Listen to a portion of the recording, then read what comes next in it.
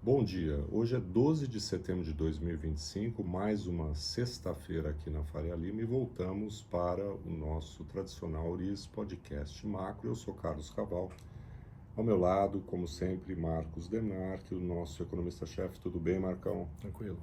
Então vamos lá. Essa sexta-feira antecede, né, a última que vamos fazer na expectativa das reuniões de política monetária na semana que vem, na quarta-feira à tarde, nos Estados Unidos, né, mais aguardada reunião aí, talvez do ano, do Comitê de Política Monetária do Fed e também depois aqui do nosso Copom, né? E essa semana tivemos, vamos dizer, talvez a última rodada, né, de dados mais importantes lá e aqui, que pautarão, né, essas decisões da semana que vem.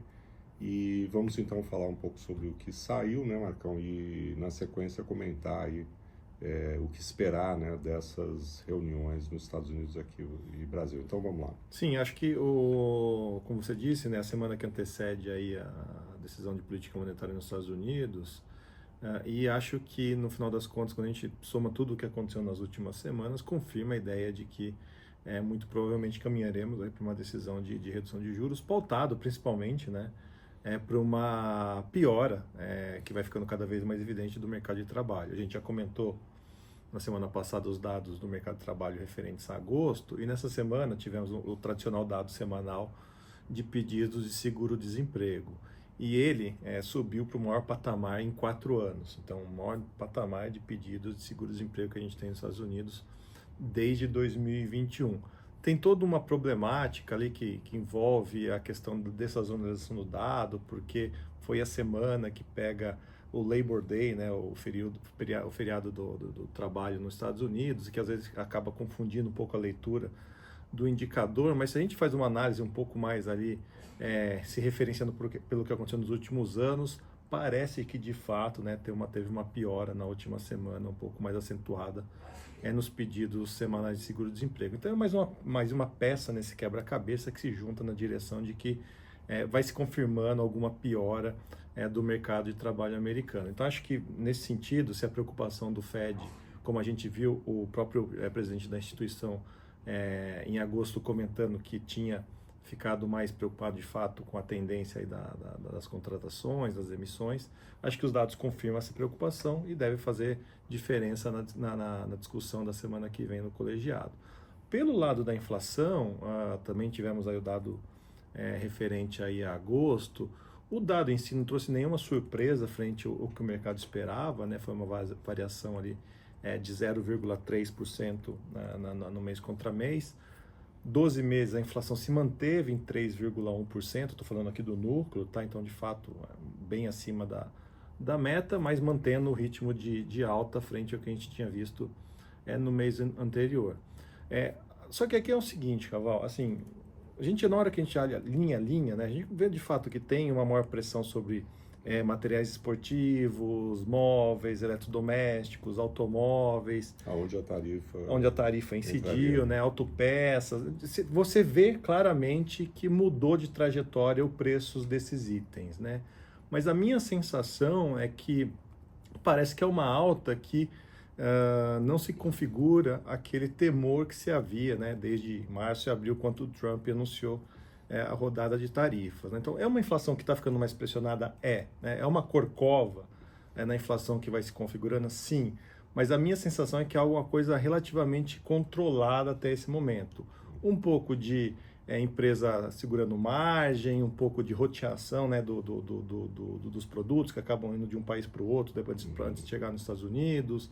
Então tem um pouco de tudo ali. Então eu diria que somando tudo, fica o sinal, né, do mercado de trabalho um pouco mais fraco, mesmo com uma inflação um pouco mais alta, que na minha sensação, na minha leitura, que não é uma alta tão forte. Obviamente que tem toda uma discussão que é sempre complicada de fazer, será que os preços já refletem totalmente a entrada de novos produtos depois que foram consumidos os estoques, né, que foram acumulados ao longo do final do ano passado ou mesmo do início desse ano? A gente não sabe essa resposta.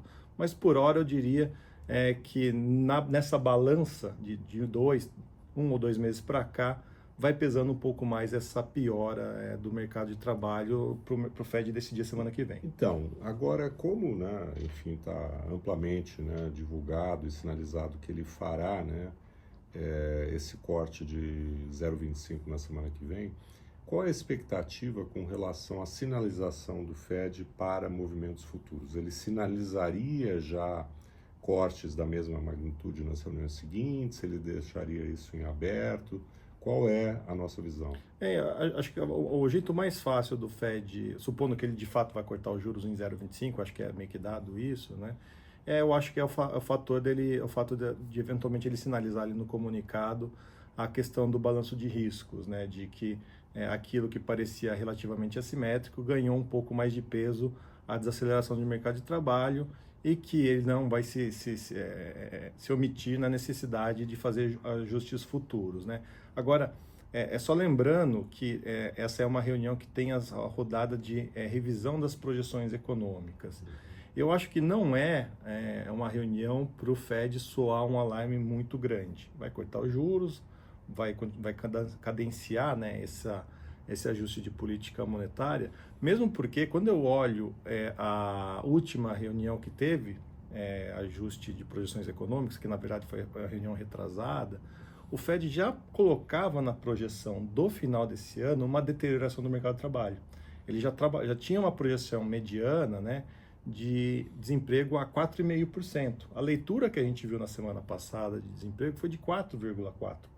Né? Então, assim, na conta do Fed já vinha uma tendência de deterioração prospectiva esperada pelo colegiado. Então, parece que, embora de fato, né, tenha se concretizado uma piora do mercado de trabalho, face àquilo que o Fed tinha de projeção até o final do ano, e a gente já está quase no final do ano, não parece tão diferente. Né? Então, seriam ajustes marginais, o que, na minha opinião, joga o Fed para falar tudo bem, temos que fazer um ajuste aqui, mas não podemos nos precipitar porque está tudo mais ou menos dentro do esperado, frente ao que a gente já sabia por essas projeções de 2 meses atrás. Então, enfim, dentro desse contexto, né, de uma desaceleração da economia americana, permitindo a queda de juros, mas sem, né, temores aí de uma recessão, algo mais drástico, os mercados, né, continuam se comportando bem, as bolsas americanas atingindo, né, altas históricas, enfim. Aqui no Brasil, né, vamos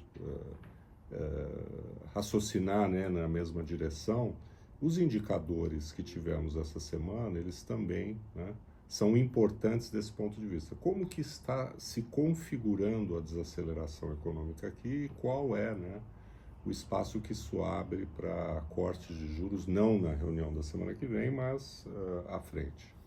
Caval, assim, acho que os dados que a gente teve essa semana, né, a rodada de divulgação de dados do comércio de julho, os dados do setor de serviços também de julho, acho que vão confirmando a ideia de uma desaceleração gradual da economia, né? Tivemos o comércio, né, os dados do varejo divulgados no meio dessa semana, foi uma alta aí de 1,3% na comparação mensal, foi um número bastante forte, se a gente olhar em termos de variação para um único mês, mas vale dizer que quando a gente olha o mês anterior, teve uma revisão importante para baixo, né? Por exemplo, o dado de junho foi dado de 2,5% de queda para 3,1% de queda. Foi uma queda mais acentuada do que se imaginava na divulgação preliminar. E aqui que eu chamo a atenção para a parte interessante da divulgação, é que a grande revisão negativa que a gente teve no varejo de junho foram as vendas de veículos, né? Que inicialmente estimava-se uma queda de 2,8% em junho e foi revisado para uma queda de 3,8% em junho. Tanto é que agora no dado de julho houve uma recuperação nas vendas de automóveis. Mas o ponto aqui que eu quero destacar é que continuamos a observar aquilo que há um mês atrás já colocamos aqui. Os setores, né, os segmentos mais sensíveis à dinâmica dos juros, à dinâmica do crédito, estão piorando, que é exatamente aonde a Selic tende a bater mais forte. E isso está acontecendo. Mas não só. Acho que é interessante notar, por exemplo, que olhando os últimos 3, 4 meses, quando a gente olha ali vendas em supermercados, alimentos, bebidas, também tem um enfraquecimento dessas compras, né? Só lembrando que mais ou menos 1/3 do indicador do varejo é pautado aí pelas vendas de supermercados, alimentos, bebidas, etc. Então, assim, aquilo que é cíclico, que tenderia a ter mais impacto da Selic, está acontecendo, mas não se limita somente aos setores cíclicos, né? Aí, quando a gente vai para a pesquisa mensal de serviços, foi um crescimento de 0,3% em julho na comparação com junho. O mercado esperava 0,4%, então foi mais ou menos dentro do esperado. Mas quando a gente olha o gráfico assim, puxando de 2, 3, 4 meses para cá, tem uma clara suavização. No mês foi uma alta, ok, mas tem uma tendência de suavização da dinâmica dos serviços.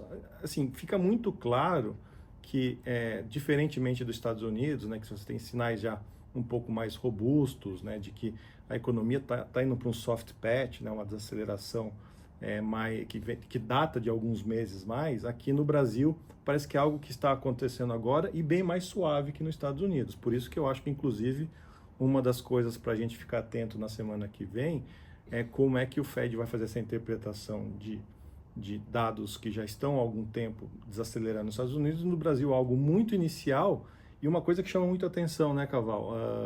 A gente falou muito de mercado de trabalho nos Estados Unidos enfraquecendo, e no Brasil não é isso que está acontecendo, né? A gente ainda vê números ainda relativamente robustos. Nós estamos numa situação cíclica, né, parecida, né, tanto lá como aqui, né, o próximo movimento de queda de juros, enfim, mas não exatamente no mesmo ponto do ciclo, né? Lá você já está num estágio de desaceleração que chegou no mercado de trabalho. Aqui isso ainda, né, nos parece que vai acontecer, e por isso, né, que a expectativa de corte de juros no Brasil está remetida, né, para o início do ano que vem, né, e não agora, né, como deve ocorrer na semana que vem. De qualquer forma, vai ser importante, né, entender como o nosso Banco Central está avaliando essa desaceleração, os benefícios aí que ele começa a colher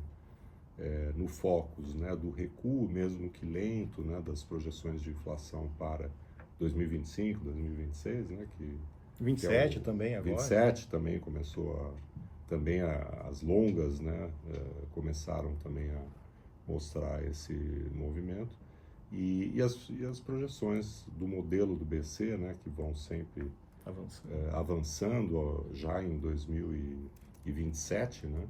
E nesse sentido entender, né, o quão próximo, se estamos de fato mais próximo aí de um corte da taxa de juros, né?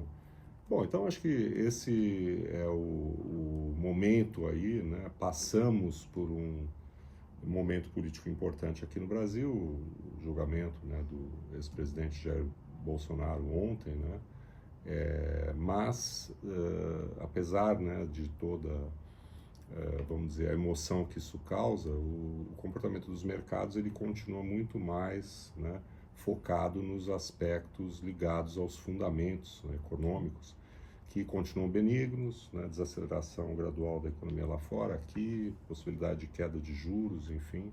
Então, desse ponto de vista, a gente está num momento aí favorável, né, do ponto de vista de apetite de risco aí lá fora e aqui no Brasil também.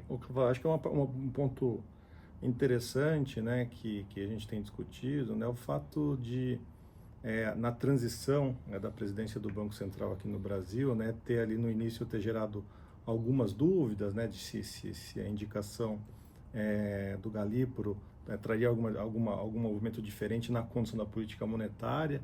E acho que um ponto importante é que o Gabriel Galípolo, né, vem colhendo frutos aí de uma manutenção de uma política monetária bastante conservadora, né, frente a uma inflação que se mostra muito resiliente, né, de cair.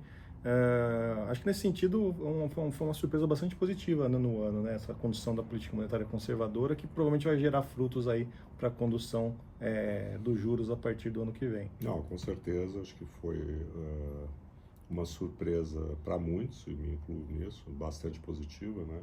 Uma pena que não acompanhada, né, pelo pela execução da política fiscal, né, que continua indo na direção da deterioração, né, da institucionalidade fiscal. Está agora no Congresso uma nova lei, né, para ser apreciada, que retira despesas temporárias de saúde e educação do atual arcabouço fiscal, né? Então a gente continua indo na direção de uma deterioração dos fundamentos fiscais, e a grande expressão disso, e o Banco Central nada pode fazer a esse respeito, é o nível elevadíssimo, né, das taxas de juros reais, né, destoando inclusive do resto do mundo, onde você tem, né, um movimento aí mais benigno, né, de redução das taxas. Então eu falei um pouco sobre isso numa entrevista ontem com a Juliana Rosa, da Band News, né? Como a gente tem uma conjuntura hoje favorável, mas a gente tem um momento em que a conta chega, né? Que será daqui a um ano depois das eleições presidenciais, e teremos sim, né, bastante dificuldade em digerir, né, uma desaceleração econômica com endividamento de empresas e famílias tão elevados como temos agora. Mas fica isso para um outro momento. Falamos bastante aqui e voltamos na semana que vem exatamente para contar, né, falar e comentar qual foi o desfecho aí das duas reuniões de política monetária da próxima quarta-feira. Ficamos por aqui, então, um bom fim de semana a todos e todas, agradecendo aí a participação no nosso Ouriço Podcast Macro. Um bom fim de semana. Até a próxima.